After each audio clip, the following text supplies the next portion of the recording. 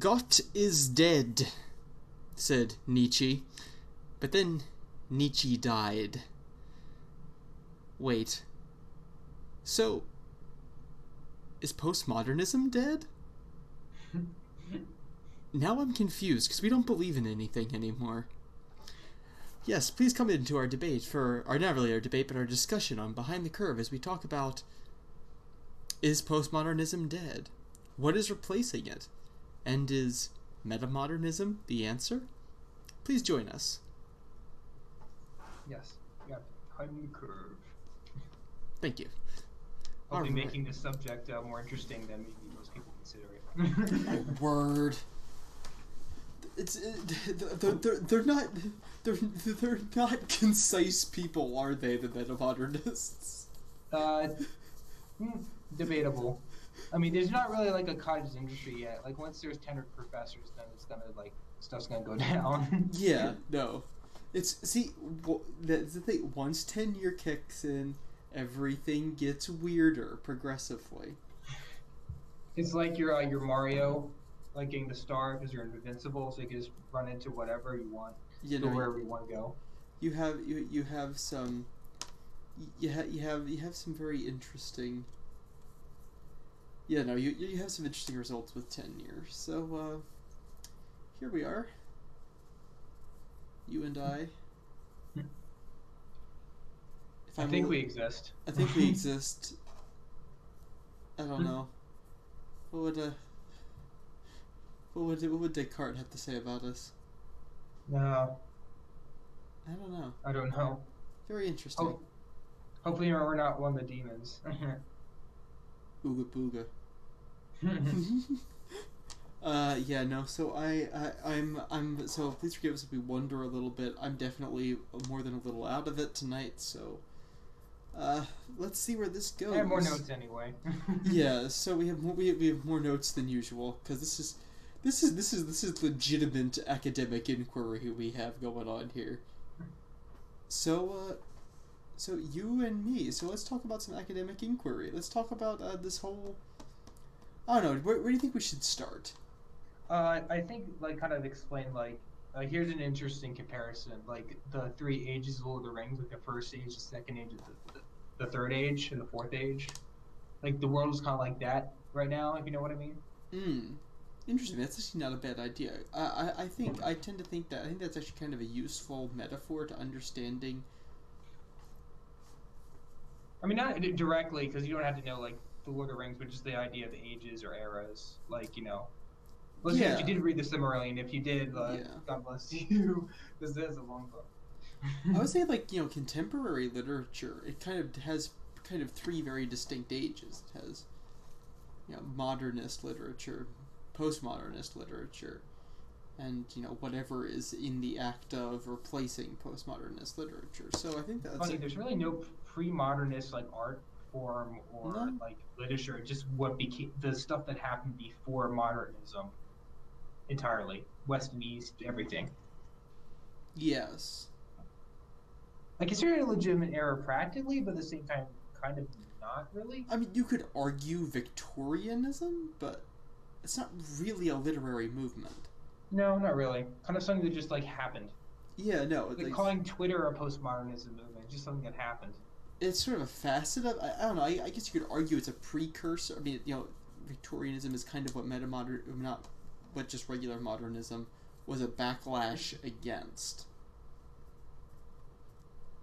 And that's the thing that I think there are even though things are messy, I think there is a helpfulness is pinpointing when certain eras begun and ended. So I know you're not agreed with when postmodernism ended. Yeah. Or, I mean sorry, when modernism ended. Like you said, it was late 60s, I think. Yeah, no, I tend to peg it a little bit earlier. I think you tend to peg it later. You put it sometime in the 80s. Can you explain your position more? Because I think with 60s, it's the counterculture, basically. Right. I would peg that in that.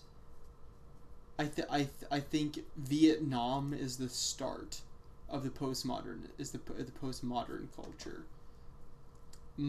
Modernism is the morning of a world that has become irreconcilable. Postmodernism is the deconstruction of it, the violent deconstruction of it. I don't think we see that violent deconstruction until the late 50s beginning, but it kind of reaches its, its most violent, I think, in Vietnam, the Vietnam era. It reaches its most violent outworking, and then it reaches its most violent, I'd say, literary outworking. I say it's currently in the process of achieving that, though they would be opposed to the idea of achievement. So yeah, that's kind of weird, actually. yeah, it is. Which is, no.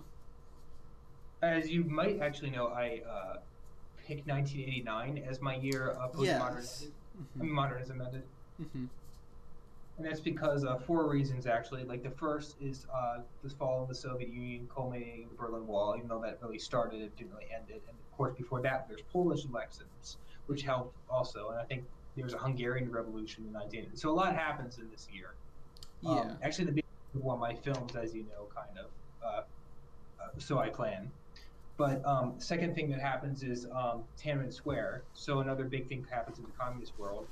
The third thing is Tim Berners-Lee proposes his idea for the internet in TOTA, in a British institute, I believe. It's not built in any way, but it's like a major step towards it. And the last one is that many consider modernism starting in the 1789 Revolution of France, where there is a bunch of French revolutionaries who created a statue to human reason in a French church. And it was the 200th anniversary of such. See, I wouldn't put that as the sort of modernism, because modernism is not necessarily the pinnacle of human reason. Yeah, but that state of thought like kind of coincides with the start of the Enlightenment, which I can see why you would disagree with it, but that's why I agree with that assessment. True. See, though, the Enlightenment is interesting, because the Enlightenment is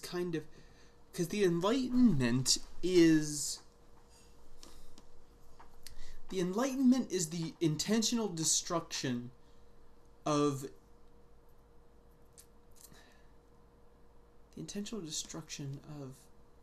classical European thought, which you can argue is classical, or at least neoclassical. However, you see Enlightenment and neoclassicism combined successfully in the founding of the United States. Which was before that, but yeah, it was... Which is before that. So it's before the Enlightenment goes into full swing. Or at least reaches its pinnacle, which is the French Revolution, which is arguably one of the most postmodern events in history, the French Revolution. They did try to put it on the guise of reason. I would say Marxism is highly deconstructionist, but he said it was scientific socialism. So even if it did have deconstruction, it still sold itself as progressive, as scientific, as rationalistic, as improving itself. So that's why I drew that. Carl. That worked out so well, hasn't it, Carl? I'm not saying I agree with them. I'm just saying that's how I thought. But it's science. That's my other movie, as you know. I know. Oh my word. Maybe we should just do a podcast about communism. That's gonna make everybody love us. Communist art is actually very interesting. Socialist realism? Yeah, like communist art is very interesting. They made a lot of great movies in the Soviet Union. You ever heard of Tarkovsky, great Solaris and stuff like that? I've heard of some. My thought is like Soviet era Russian pop music. I know that's the thing. I've never seen so many miserable people on stage together. It's both entertaining and deeply sad at the same time. You ever see a Korean K-pop, a North Korean K-pop? It's actually interesting. No, I don't think they actually do have to smile. I mean, hey, when his rotundity demands smiles, you give smiles.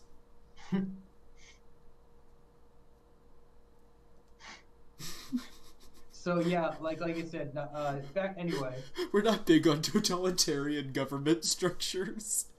So 1989, it's kind of like a fuzzy date because 1981, for example, was the year that pronouncing his name right, Baudelaire Baudrillard or whatever, he published Simulacrum Simulation, for example, which is a big Ugh. text on Ugh. postmodernism. Yes. Baudrillard, I think is how you Baudrillard, pronounce his yeah. name. If I Okay. remember correctly from Honors. I think it's Baudrillard. I had to read that.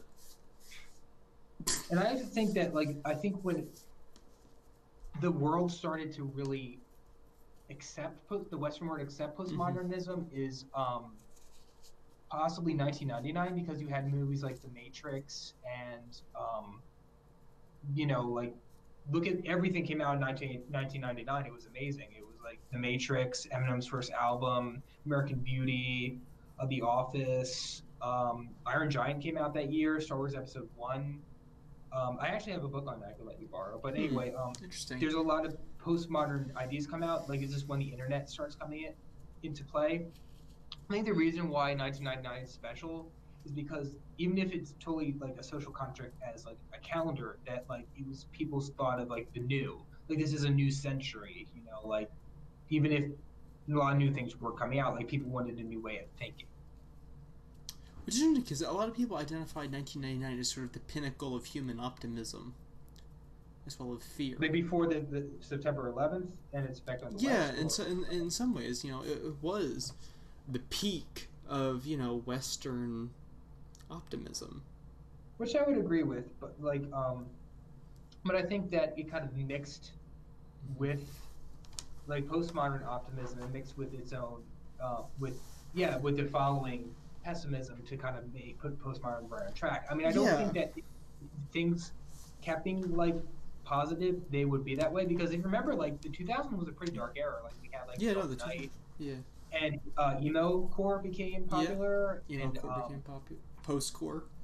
yeah, post core. Name a more nihilistic genre than post core. Yeah, I mean, like, if you remember, there's also like a big trend in antiquing um, clothing, like Faded Glory. You remember like that? I used to wear that all the time. Mm. I mean, like even the brand name. I mean, like, come on. Yeah, no, we had. Oh, that's interesting, actually. I'm also like thinking about like, isn't that like when like people stopped dressing up to go to work in the 2000s? I feel like that too. Yeah, Yeah, no, it's like I like that for church too. At least yeah. in my church. When did Well, it well, become actually, not really, not so much. But when did it become socially unacceptable to wear your shirts tucked in? yeah, I mean, based on how I dress, I'm one to talk, but figured that. yeah, I know, but still, Which I'm it's fine with. But yeah. yeah, absolutely. So So can we like briefly talk about like postmodernism real quick? sure, let's so since postmodernism is probably by its own central statements that it ought not to have, we should kind of establish what we mean when we're talking about it, because it is a pretty nebulous thing. Which is likes about itself, but yeah.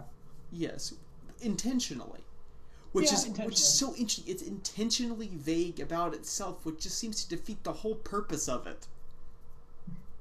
But there's intention in it. Yeah. Sorry, but let's establish what we're talking about. So, postmodernism. Do you want to go for a little bit of establishing with this? Yeah, I think it kind of like boils down to deconstruction and pastiche. Like things are Mm. either like deconstructions, like kind of like a contrarian take on things, or like intentionally going like a 180 on things, Mm. as well as the pastiche is see, I think it kind of comes down to like who, like the fact we have so much internet, we have so much free time, we have so much media. Like example for pastiche would be like The Simpsons or Quentin Tarantino, and I'm quite fond of, and it's like, so like this idea of kind of like a cobbled together thing instead of like an original thing. Like there's not really a love of originality or of progressing. There's just like a rehashing what's old, because it's sort of like this idea of the end of history, not the Marxist sense, but that instead of the end of history being communism or being destroyed in a nuclear war, because of the success of the West in defeating the Soviet Union, that we are sort of supposedly after history, and that all we can do is take from the past, remake it, or deconstruct what's already been. Interesting. I was thinking about sort of like the de-evolution of comedy into purely scatological references.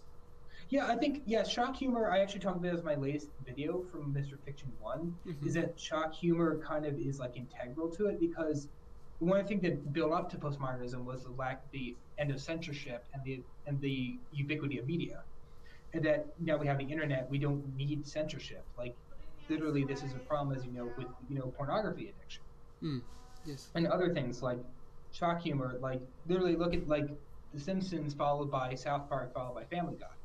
Yeah. And I think that's why in the 2010s, like certain things like Super Jail and other adult cartoons like Mr. Pickles and Big Mouth didn't do as well as like Rick and Morty or Bob's Burgers or something, because this decade, I think we deconstructed and shocked so much that it kind of got sick of like upping the ante. And then, but there's a very good example like of the popularity of shock, that like they're kind of like the lack of any constraint. And that's one of my problems with postmodernism. Lack of constraint. That's a very modern argument of saying, we deconstructed the form of conveying art. Now what? Now, literally, now what? This is like one of my stray thoughts is like, do you feel like postmodern authors in general, they don't care about contradicting themselves because like postmodern kind of like lives in irony and doesn't like rationality all that well? Well, something can only be enjoyed ironically under postmodernism. Yeah, but I remember like reading like there's a lot of Shakespeare and gender studies papers that like have like literally no citations to them, and like Yes. like within those departments they don't seem to care. Not at my school, but I did actually have a professor mention that. Yeah. Okay. That there are certain schools who have scaled back on those things. There's a name for the kind of essay. I don't remember what it's called. I want to say it's like a train. It's like a progression. Train wreck. For me, yes, it would be, because I mean, honestly, people, is MLA really that hard? No, it's not. An MLA in the citation, guideline. Is it that hard? No, it's really not. But is it so hard to research though? That's another thing that postmodern lives in irony is that like we have all this information at our fingertips and we use it to go to smut instead of getting, this one of the people think that like postmodern's argument that modernism can't work, which I disagree with, is that we didn't enlighten ourselves. I mean, it is interesting, though. I think it's kind of interesting, though. We hit this strange gulf where there's a lot of things that are hard to find scientific backing of. Like a lot of times, things that happened. A weird gulf that I found, especially sort of like the 1970s into the 1980s. It's recent enough that nobody's doing research, like digging into it. But it's far enough back that you don't exactly have access to all the media things. I discovered this when for a class I had to do a paper about the disastrous nationalization process for British Leyland, the British car manufacturer. So I did a paper about sort of how they were put together poorly and how as a result they fell apart. They fell apart, but trying to get hard information on that is really difficult because it's in this sort of information gulf. It's a well-known cultural event that happened. People alive remember it happening. Yeah, that's the funny thing. Like, again, postmodern irony of how we have so much information, not enough to do with it. Yeah. And another thing is that like how postmodernism is not anti-modernism. Like we have hospitals, we have planes, we have engineering programs, but it kind of undermines rationality. It's interesting because it undermines rationality, but it very often elevates science. Yeah. Which I find to be completely and utterly contradictory. Which is not that this we'll come to this much later in this conversation, but that's not an issue with metamodernism. Is it does I would not. love to hear that. Actually, I really want to hear that. I actually will touch on that later. But so yeah, no, that seems to be. Also, the entire construct of morality, the fact that we still have philosophy, that's so intangibly against postmodern. People will say, yo, oh, there's postmodern philosophy. Can there really be a postmodern philosophy outside of the self? No, not really, but Is I know what you're saying, though. Is there even a purpose to education with a postmodern philosophy? Because it doesn't make a difference if you know anything. Because all you will do is you'll just find more and more constructs to deconstruct and doubt. And one can do that. Which is actually what some people are actually doing. Which is kind of scary. And a person could do that with no education, because one person has all the tools that they have to be a deconstructionist, which is the fact that they exist and are a person, theoretically. That's why I don't like this idea of everyone should have a voice. It's like, well, maybe everyone has a voice because of the internet, but I don't think that because you have a voice, that's a good thing. Like, I don't think Holocaust deniers should have a voice. I don't think Antifa should have a voice, but that's what has happened. Yeah, it has undermined rationality and has caused people to deconstruct systems. As in, you don't like that they have a voice, or you think that they should not have a platform? I don't like they have a voice. I don't like that they have a voice. I don't think they should be made illegal unless it's violent. But Oh, okay. I think what we're getting here is like what we don't like about postmodernism. But we have notes on. Yeah. Though, both those movements would be both those movements would be results of postmodernism. But the problem with Antifa is, though, Antifa, you couldn't make an argument against a perceived tyranny unless there's a standard of tyranny. And postmodernism does not work for that. But postmodernism's ultimate end working is anarchy. Yeah. So again, I don't know. I have a weird relationship with censorship, because here's the thing. Yeah. I like publishing gatekeepers. I know that's weird for an artist to say, but I like the fact that we have publishers. It makes sense. As much as people say, oh, you can self-publish, having publishers makes more sense than not. And I know some people will get flack for that. I know some people, but the thing is, I don't have any right to tell somebody what they can't say and what they can't think. So I think everybody has a platform regardless of them deserving of it. Regardless of deserving, everybody has a platform. That doesn't mean that I don't... That comes back to, do social media websites have a right to block content? Because it's not technically...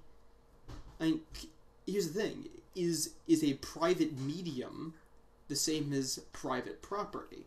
Because here's the thing, you can't stop somebody from, going on, a rant about this, that, and the other thing in public, but you can kick them out of your store.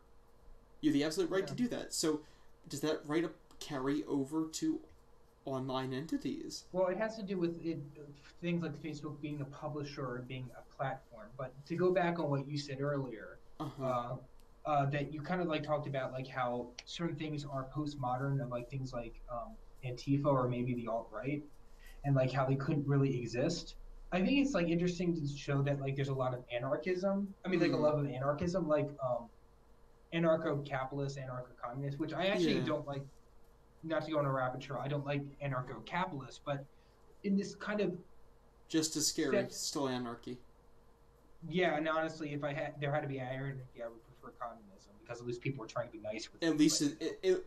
At least there's structure. If good can't win, then, well, I guess we better put our money on law. It's on the D&D 4 spectrum. If good's not getting the job done, time for law. But this idea is for a lot of anarchist movements that are on now, it's this idea of just total deconstruction. Right. Right. And one of these ideas is called critical theory, which is partially postmodern because... Yes. So two things just to clarify is one thing I do appreciate that you brought up the alt-right, but I'm not entirely sure if they would count as postmodern. I guess they would count as postmodern because they are deconstructionist, but they also have a lot of very antiquated thinking. Yeah, they are pre-modern in a way. Yeah, they are pre-modern, and some of their stuff kind of works only because of ignorance. Yes. So it kind of classify Yeah. them more as like tribalistic than anything. That's yeah. No, that makes sense. And the Yeah, other thing different is thing going on there. Yeah. right. And when you're talking about critical theory, are we talking about critical race theory or just general critical? Critical theory, but critical race theory, I think gets up a lot because number one, we are the last superpower. If you don't agree with that, that's how we're treated in the world. And race has been a legitimate issue in Mm-hmm. our history, and that's why I think it has gone as far as it has because it's a legitimate thing still in our country. Not Uh-huh. as bad anywhere as somewhere Antifa would claim or Black Lives Matter. I would disagree with, but it's got a lot of emotion to it, and people listen. Mm. So critical theory, I think, could work.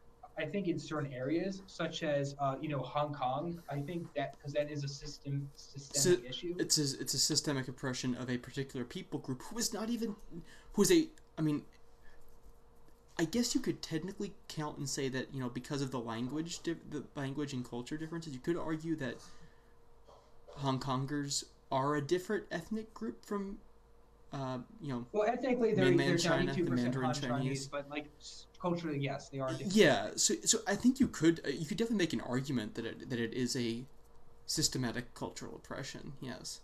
And like I said, like another example would that critical theory would make a lot of sense would be in Jim Crow, Mississippi, for example. Yes, absolutely. Yeah, no, because at that point the defining feature of the defining feature of racial interaction would be oppression. It would be the defining feature thereof. Yeah. Yes. Right. So you're right. That's absolutely the sense. I think that's the sense in which critical literary, especially critical race theory literature, somewhere out of that word salad, you know what I'm talking about, Yeah, yeah. was born. Um,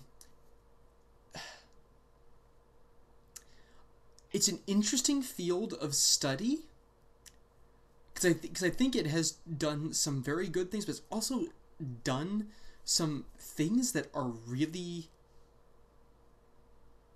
that Well, I something don't on this always front. know if it's I don't always know if its thrusts are legitimately academic, and hear me out on this one. Yeah. So I had to do quite a bit of research into it, and it was kind of like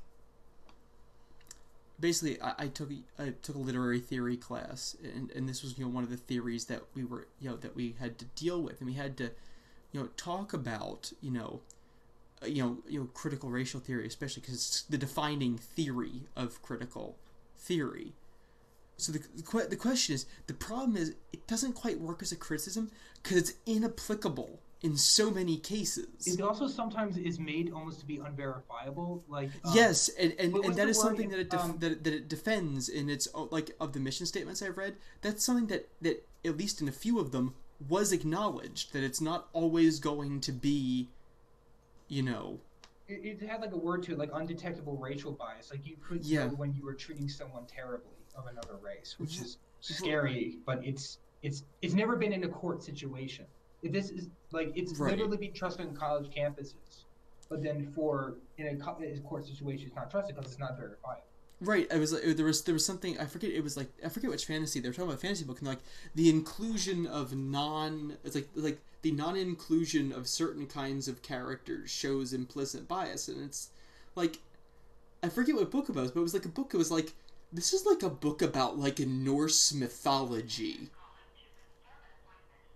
Yeah, it doesn't work as a court. Like, I mean, sure, I do think that especially I think African mythology is painfully underrepresented in fantasy because And that African would be a really mythology is interesting take really on that. cool. Yeah, It's really especially cool. as Nigeria like grows as a country, I think that Yeah, they recently got a middle class that we're going to see a lot of interesting literature come out of them. it's always good to hear when a middle class comes up. Hmm. Speaking of which, for all my movie loving audiences, I really recommend the Senegal film Atlantics, which is a Senegalese horror story. And, well, not Interesting. really. It's like a ghost love story, and it's all in Interesting. French. Yeah, Interesting. it just yeah. That's another thing. Postmodernism, like I think with critical theory, is that they don't really like acknowledge progress or like Western like capitalistic progress, like the death rates going down or literacy going up. it's just like funny who doesn't believe in that is like looking at like the African like art house market and like just loving it really.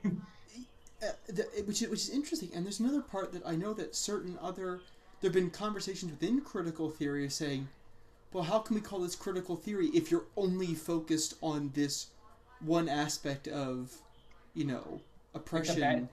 Yeah, like the if negative aspect. yeah, or not even just the negative, but like you're only focusing. There was I think it was a Hispanic scholar who was writing to a black scholar and saying like, how can you call this when you're not talking about this, or like how and here's there was somebody pointed out like, well, and neither of us talk about what happened to the Native Americans. Why are none of us talking about that? So it's like which is it's because Yeah, I don't it's kind I of like see intersectionality stuff. Like never yeah covering enough bases to make people happy, I and think not that in a positive way. right I think it's a necessary angle. It's a necessary angle, but I'm not sure if it can be a full blown critical movement or process, or do I think it should be? I think it's a necessary look that needs to be applied to a lot of things, but I don't think it's applicable to everything, nor should it be the focus of everything, because it's often not the most important part of a story. Does Yeah, that and make I think sense? what I brought up critical theory was that like one of my biggest problems with postmodernism is that it kind of deconstructs blindly, not just like Hmm. where it is needed, but it just kind of does deconstruction for the sake of deconstruction, even when Yes. the tradition or thing in question clearly works. The second thing is relatedly that it divides and alienates people on the basis of either hyper individualism or tribalism, which I consider different from individual and collectivism. Yes, So they are you different. can shift between that in certain modes. Like, 50s, it was, you could argue, more individualistic. The 40s, or at least in the United States, was more collectivistic because of the war effort. Like, that would be an example of that. FDR's fourth terms, FDR's 4 terms. That's very collectivist. Like especially with the policies that he implemented, Tennessee Valley Authority, all that. Yeah, that's collectivist. No, yeah. Yeah. But I think my biggest problem with postmodernism is it's like acid. It dissolves bonds. Right. It dissolves bonds. It dissolves bonds without evaluating the value of the bond, nor does it accept that there can be a counter argument or that a bond may simply exist. It is.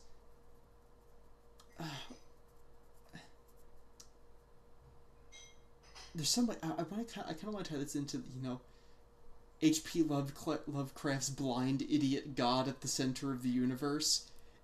That's what postmodernism is trying to be. It's trying to say, look, we have things, but things aren't. But we know things are messed up. And a Rather, dream, apparently. yes, Too. rather than look up, rather than trying to figure out what things are better, we'll just take it apart. Yeah, it's not necessarily like, oh, that's not a social construct. Well, it's like, well, what is its usefulness as a social construct is the better question. It's like so you think you will be able to destroy social constructs entirely? Good luck with that. So which I think postmodernism drives me the most crazy because it is ultimately nihilistic, but not related to nihilistic. It is also pointless, one by its own purpose and two by its own execution. It is the functional equivalent of dropping a bomb on Bikini Atoll. It does nothing, I think means ultimately nothing, but means everything. it kind of is like the root of like the destruction of meta narratives. Is like kind of like with critical Yes. theory. You see this critical theory. It's like the measurement of something and like the goal of something isn't exactly clear. Like reparations for whatever for Native Americans, African Americans, gay marriage. Like when would you know that ended? Like because it kind of disguises itself as a meta narrative. Like there's a clear goal in mind, but then because there's sort of got this have to be this council that determines like when are you done with the reparations? What should that look like? It's got It's like this high level of arbitrariness. it's a subverted meta narrative. Yeah. It's an opposite and opposing arc to what we would view as probably the American meta narrative from 1776 through arguably the end of the Cold War. Yeah, because look at like MLK, because like his goal was to repeal Jim Crow. He had, and once Jim Crow was repealed, like a lot of his work was not fully, but like Right. I mean, right. Obviously not, but I mean, yeah, another one would like be get rid of the KKK in every state, but still a meta narrative. that'd be a good thing to get rid of. No. Would they count as They wouldn't count as postmodern. Sorry, as long as we're on crazy fringe groups. Yeah. Don't tell Ron Schneed. Ron Schneed has a lot of opinions. If you ever I wrote him as technically being both a transmodernist and a postmodernism. You can look what that is. That's a scary intersection. Yeah, that's kind of what makes him interesting. Yeah. So, should we outline really? This is hard to do, but I feel like we've kind of spent a lot of time what postmodernism is and kind of knocking postmodernism around a little bit. Yeah. So I guess with a lot of broad statements, because this isn't an academic paper. This is just our opinions. So should we talk about sort of what we would consider to be sort of the leading alternative literary movement that's just kind of starting to coalesce at the moment? There's obviously like a lot of candidates. Like I said, one is transmodernism, which is kind of like a way of uniting oppressed voices, from what I understand, but kind of have a religious element. I don't know much about it, but transmodernism is one thing. I recommend this being more looked up. I see it in graduate school. I didn't know it had a name, but I do see it in graduate school. Yeah. And another one is, two of them anyway, is alt-modernism and hypermodernism, but like in the paper that I read by Acker and D. Vermeulen is that they didn't really like it because it was like kind of squishy. Yeah, I think we both read the same paper. I think we have. If I remember correctly, that's a metamodernism. It is right. Hypermodernism is kind of like that's the obsession with the inner voice, right? That's like the hyper stream of consciousness. I also heard it described as a oscillation between pessimism and optimism, but only that, but with a focus on modernism. So basically what you're saying is Virginia Woolf on steroids. I guess so. Which is, I mean, Virginia Woolf was a great writer, but I certainly don't think you could ever have a literary genre of Virginia Woolf. Like that. Probably what hasn't stuck for reasons. That would be interesting, but it would eventually become annoying and fiction would be completely unreadable. Unreadable because Virginia Woolf was so dense. And what is the other one? He says alt-modernism? Yeah. I'm not familiar with alt-modernism. I'm honestly not familiar. I don't recall that one. I'm really not either. Then it must not be very important. But I don't know. No, I don't want to speculate. Maybe we can talk about it later in a different video. But so you brought up metamodernism, and metamodernism, using the same language, has been described as an oscillation towards the sublime. Yes, I give an example of Jordan Peterson, actually, that he talks about a lot about Jungian concepts and different religions and how some similarities of just, if you don't believe in Jungianism, which I don't, you think of a comparative religion, which is kind of a different idea, because it doesn't necessarily have Freud or Jung. But he talks about that religions have many important truths regarding society and how to organize one's life. And that these systems, even though they undoubtedly create systems, systemic hierarchy and stuff like that, they created mostly a peaceful functioning society. I mean, like, obviously they were different. He's not saying all religions are the same. But he's attempting to give meaning in a way that doesn't necessarily guarantee a pre-modernist worldview of a belief in metaphysics, I guess. Well, see, that's interesting, because I actually have two of the points that I have in my notes. He's reconstructing masculinity and religion. I found that very interesting. Reconstructing masculinity and religion. Interesting, because if you think about two things that need to be reconstructed in culture, boy, they need to be most. At least arguing from that perspective. Because you'd think, like, I mean, at least in a Christian tradition, those are inherently linked. Yeah, God Even is a gendered being. Well, describes himself as, and intentionally. I'm one of the people who believes that there's a reason why God refers to himself as a he. That's not a mistake. I disagree that God is a gendered being, but I do agree that he reveals himself in a gendered sense for a reason. That's what I meant. I meant Okay. to say.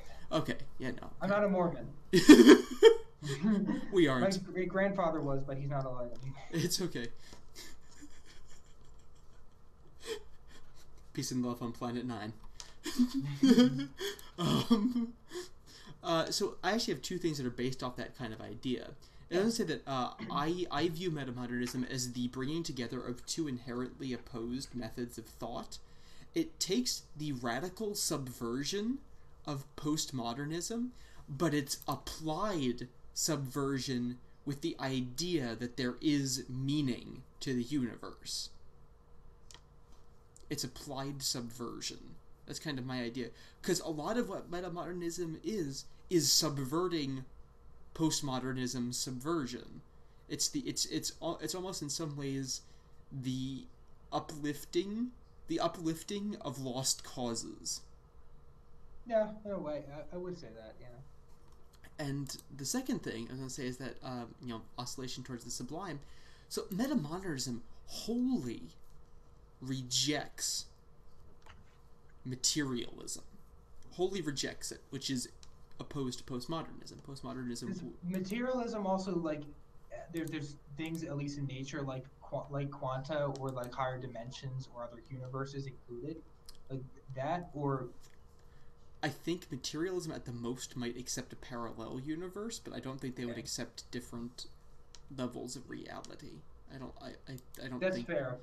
Yeah. But though it rejects materialism, it's lukewarm at best on religion, yet still accepts the notion of divinity. Like you just said about sort of like the comparative religions, does this make it the modern coming of romanticism in reaction to postmodernism's blind flailing with Enlightenment philosophy? Because Romanticism was born as the British nationalist literary movement that fought against the Enlightenment coming to Western Europe. It was kind of constructed as a rejection to the Enlightenment. Does that...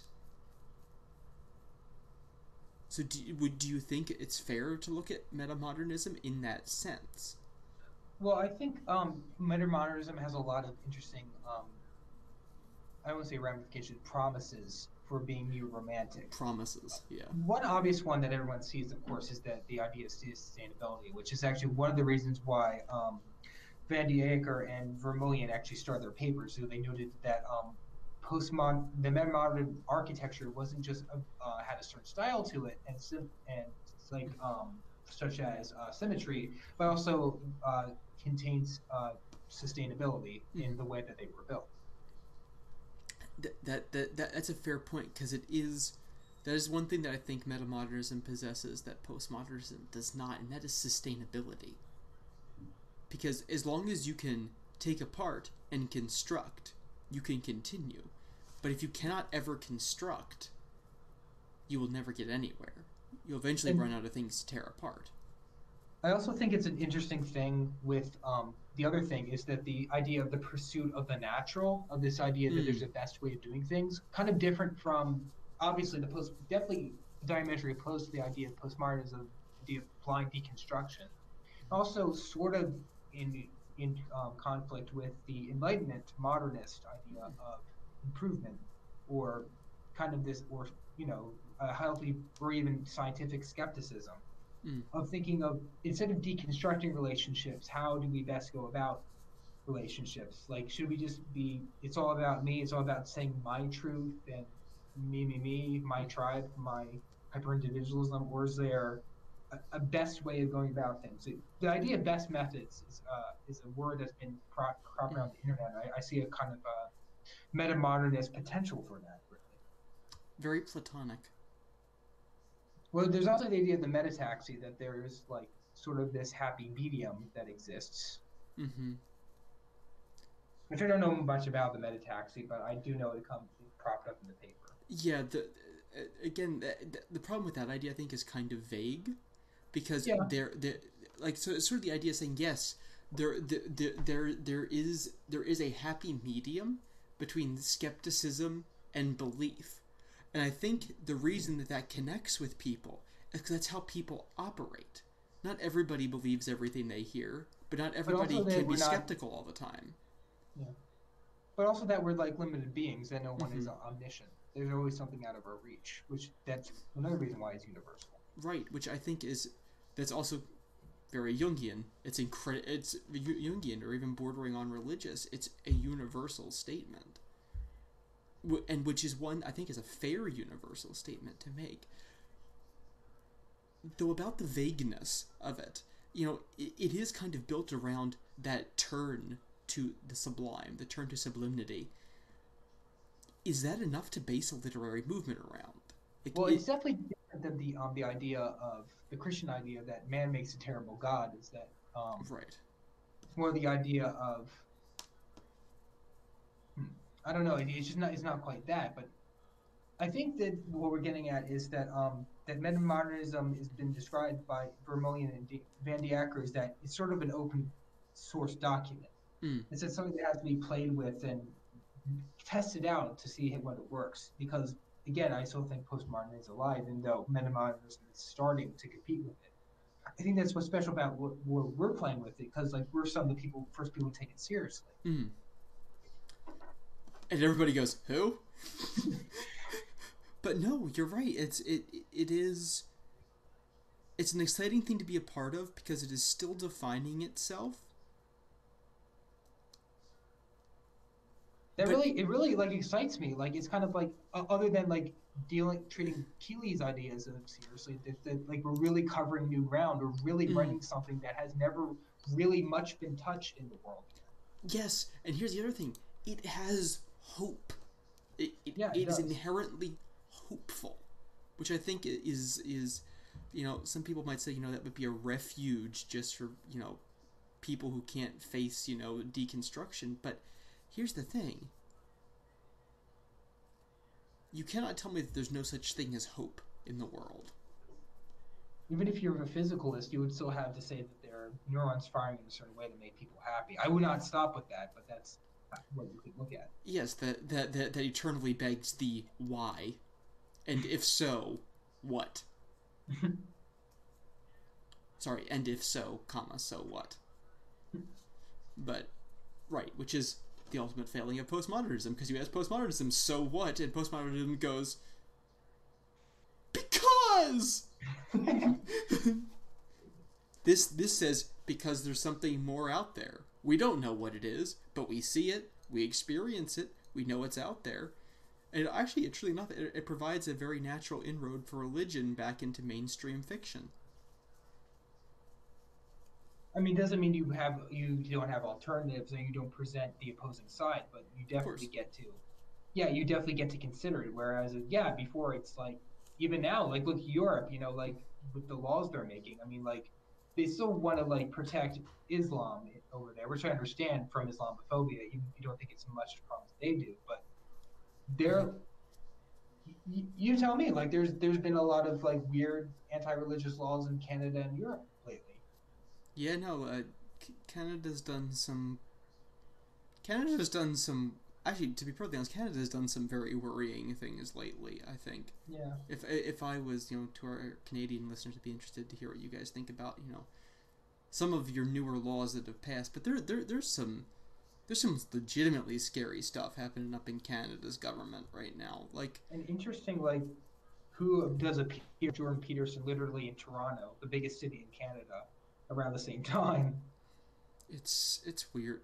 Canada is like, no offense to Canada because I don't mean this weird, but Canada is a pretty weird place. Like Canada has a pretty weird dynamic to It's it. like British America. It's like British America except wrong France got dropped in the middle. It's like British America plus Seattle on steroids with like redneck France in the middle. It doesn't make any sense.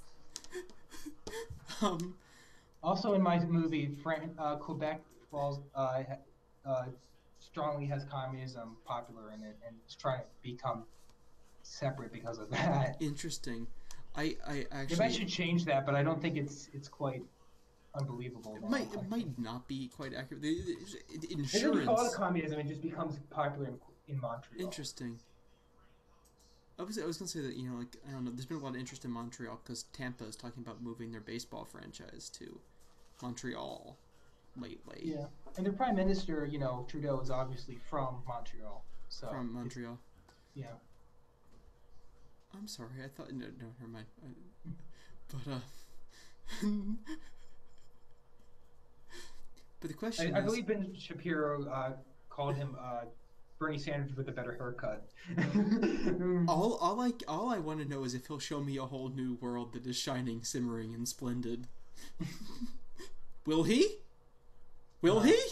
But I think the billion-dollar question is how does it all end?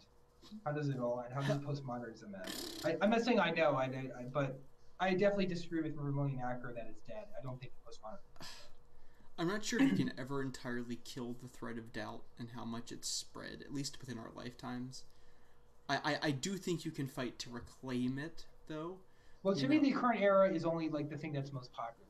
Okay, well, that's not fair. So if we step away from impeachment hearings and racist Canadian prime ministers and and all those things, if we step back, I think a lot of our culture has kind of been ruined by political polarization, which has affected everything, including literature. When I think literature really should be above politics, except when it chooses to delve specifically into politics.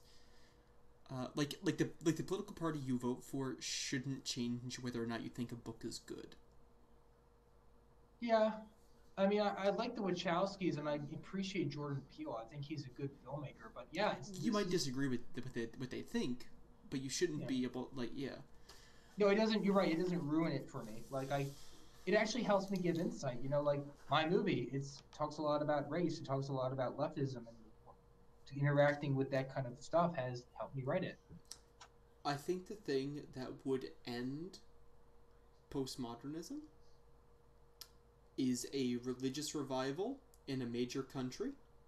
My two biggest candidates would be America or England or maybe Germany. What about China? They're kind of a wild card, aren't they? Yeah, I wouldn't make it. You're saying it's a possibility with China. Yeah, it could be. So I'd say a religious revival or a classical academic upheaval. I'm thinking, there are a lot of indicators that our generation, the post-millennial generation, that we could be a wild card. Because Generation Z. Yeah, we seem to be a wild card because here's the thing. We don't generally think the same things as millennials. We generally which is weird, I think, for an upcoming generation, but we generally tend to be less radical.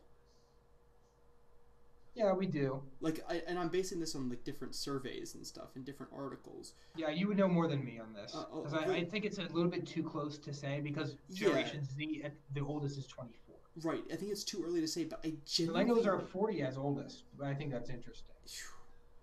Which is interesting because I think it's very interesting because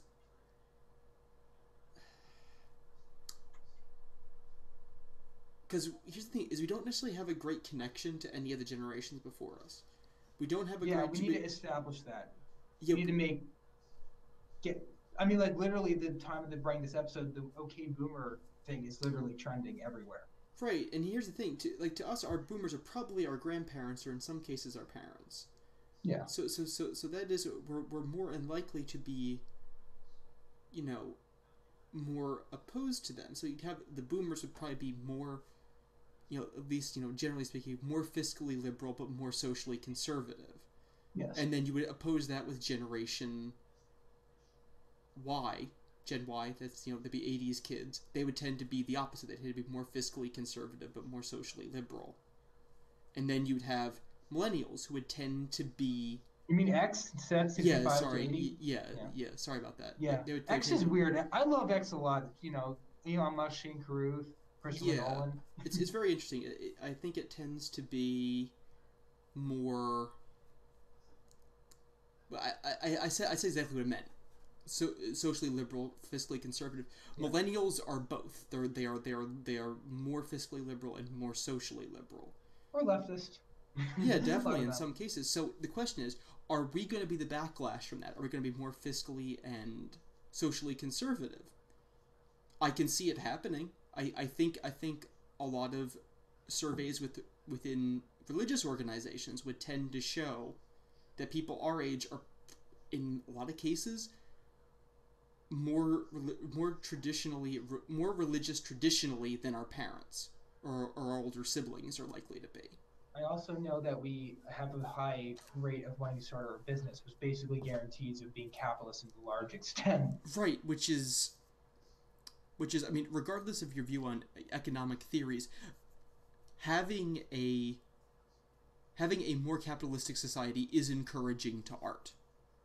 It like, whether or not you think capitalism is a great system, it's it certainly has its flaws, but it I think it always has been a great opening for art. It has always been a great thing for it has been consistently a good thing, I think, for art and self-expression. So that's encouraging, at least I think, that we're interested in that. And I think people our age are also, I think we're like the first generation to grow up with participation trophies. And here's the thing: people make a stink about us getting participation trophies. Very few people liked that we got them. Like, I think a lot of people don't appreciate. So I think that's that argument. Well, a lot of the trends that started with millennials, we fully grown in. Like millennials are actually really the early millennials are technically digital immigrants, unless they Mm, messed around with the bulletin board system in the '80s. I mean, I don't know, but like and participate trophies that started off as a millennial thing that came to us. I yeah, think it's funny that a lot of things that since we grew up in that technology, like it's more likely I've seen in my generation with my peers that we drop something from the internet, like prefer books over like e-readers that's true. because we were kind of sick of the other. That's definitely a That's true. metamodernist trend. Sick of screens. I Yeah. myself, like I said, I left work because I was feeling pretty bad this afternoon. Um, but I came home and you know, I read until I fell asleep. And having a break from going from a job with a screen, going to school on a screen, that's no, you get truly sick of screens. Become depressing. Technology Hmm. is a natural depressant to our generation. Sometimes that's good, but Yeah, it's not always likely. Like, it's like the thing with college campuses, like therapy isn't always needed. right. And I mean, and that's kind of the big question: is are we going to take what the millennials did further, or are we gonna go back on it? I'll just take a brief thing that I think that as much as like the world is going faster and faster, Mm-hmm. and postmodernism tends to escalate, and I think that to long-term view, I think the internet will always be with us, but that it might be something that comes out of the internet or technology that will actually do it. One, of course, is just that we stop discovering things, which is a possibility. I'm not saying it's not a possibility. You're saying it's sort of like the computer information growth arc slows down. Well, yeah, and maybe just like we start eventually discovering things in general. We make the last discovery, and then postmodern dies with modernism. And another thing is that possibly that I discussed this before that we invent AI and that it kind of regulates us. So because it recognizes certain things in postmodernism that aren't healthy and it literally stops us from doing it, or at least socializes us to we don't want it to do it anymore. Mm-hmm. Like it runs our planet in such a way. But for now, I think we're kind of in the middle of what postmodern scholars call hyperreality. There's just images everywhere, and we've been alienated a lot from nature. And we just deconstructed a lot, and we have yet to deconstruct. But I think in the end, postmodernism will deconstruct itself. It's already doing so. It You're can't seeing not. fights between lesbian and trans athletes. They don't know what to do with each other, and intersectionality doesn't seem to be helping. And I hope we find a solution to that. But I think postmodernism can't help. As long as people are turning to their own self and their own feeling and their own thought as an authority, it will never be. So regardless of whether or not you believe in a religion, you still have to appeal to something outside of yourself. And as long as you're fully appealing to yourself, it'll simply never work. You'll never have a cohesive society. You will never have genuine intersectionality. Because we keep on dividing into smaller and Yeah. smaller groups, and then everyone will be too isolated to care or do anything. Everyone worships something, and there is no one scarier than the person who worships themselves.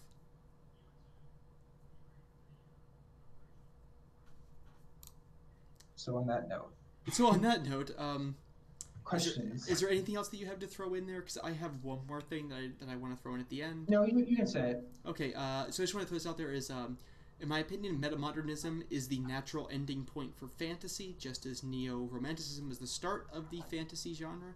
I think metamodernism is its natural ending point, because it earnestly believes in the idea of magic. Magic is a real thing, truly alien, non-scientific, non-codifiable.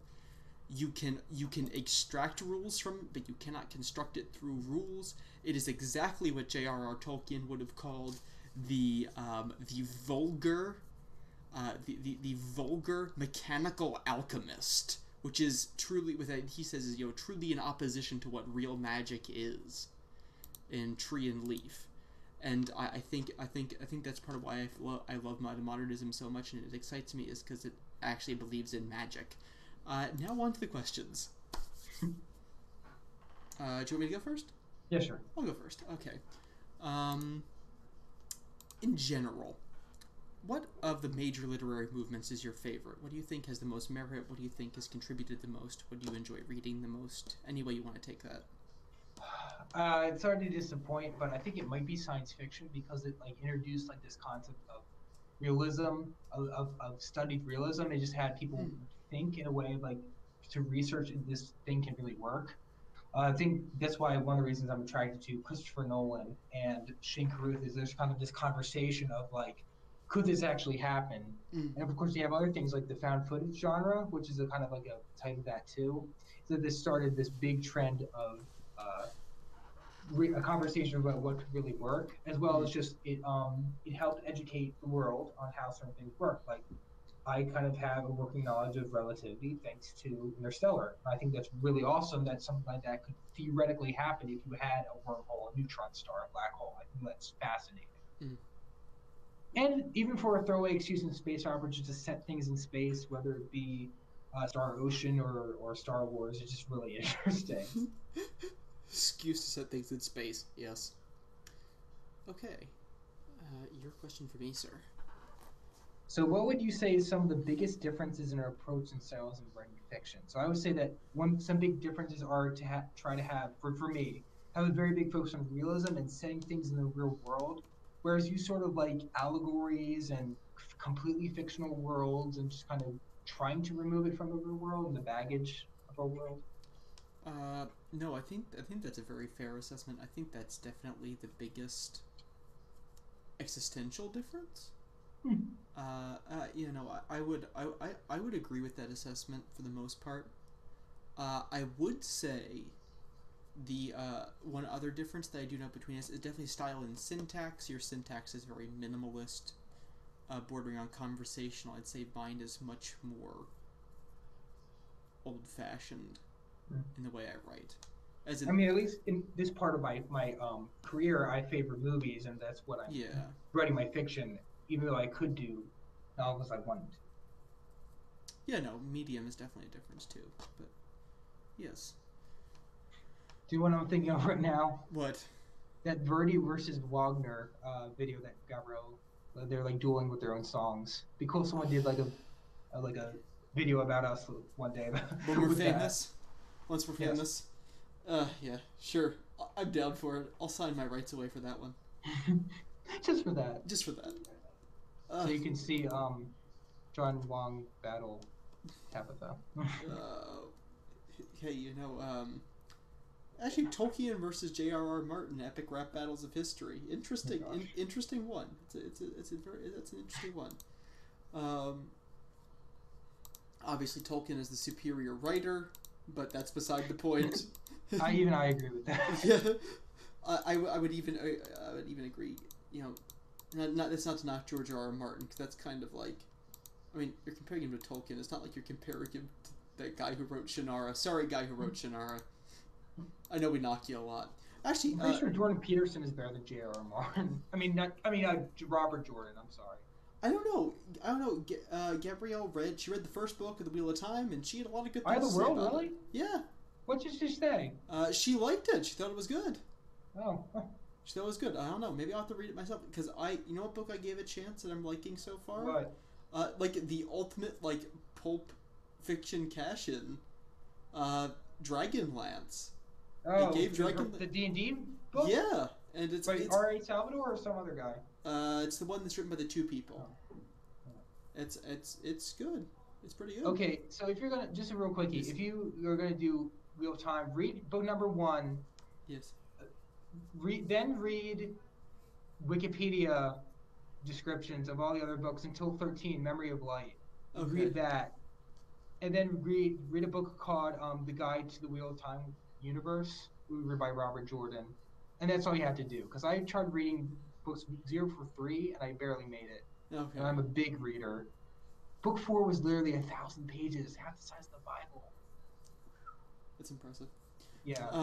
All right, and my question for you is a bit unrelated, but it is related to, I guess you could argue, related to the romanticism of lost causes, but also to our current season. America's Forgotten Holiday is next week. Thanksgiving is exactly a week and 2 days away. What is your favorite Thanksgiving tradition? It went from watching old cartoons to watching football, so I guess it's that. Cool. The annual turkey game. Yeah, and having awkward conversations with relatives. Not just conversations. Awkward conversation. Whatever works. Whatever works.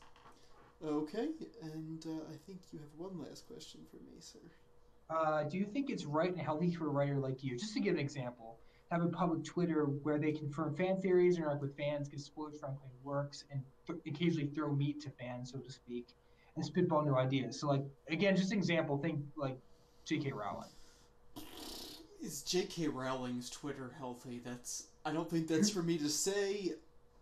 But if you did sort of the things that she did, Yeah. I guess I'm saying is if you had a Twitter, would you have one, and how would you run it in terms of fan stuff? I guess I don't know. If I had a Twitter, I sure as heck wouldn't use it to change the canon of my story. I'm gonna have throw all that these out stuff there. after the movies. And 40 years after the movie, shut up. I understand as an author that you have characters that you don't want to let go of. But I don't. Twitter is the main method by which writers communicate in the modern world. It's sort of our platform. I hate using Twitter. I think Twitter is an absolute cesspool. I don't give a crap what any of my friends really honestly not what my friends think, but what my random friends and acquaintances and celebrities think. I don't really care. I don't care what you had for dinner. Not you, but the general you. I don't care what really most of you, if any of you, had for dinner unless it was fantastic. I don't need 15-minute updates on your life. I don't want to get your drunk tweets. I don't want to hear what you think about the impeachment hearings. I don't care what you think about, your local, township supervisor race. I don't care. So you're probably getting at it's not going to be helpful with fan stuff, which is totally legit. I think it's an okay way to contact with fans, but I think we already have a better platform for it. Reddit. Reddit is a superior social platform to Twitter. It can do what Twitter does, only better. And they have the mints too. I Yeah, don't they think have. Twitter has a ban, so this is like illegal stuff. I know they have people from the website who can do that, but I mean, yeah, no, I think Reddit is. I think Reddit's built for better social interaction, especially with ideas. Hmm. Like, so an author. So yeah, no, I think it's absolutely fine for an author to have a Twitter. I wouldn't use it the way J.K. Rowling does it. Is, you know what, I can understand, I think, some of what she's doing, but I Yeah. worry that it is actively hurting her legacy, and I would not want to see that happen for a series as influential as Harry Potter. But again, it is ultimately the things that she wants these things added. But Hmm. I'm, you know,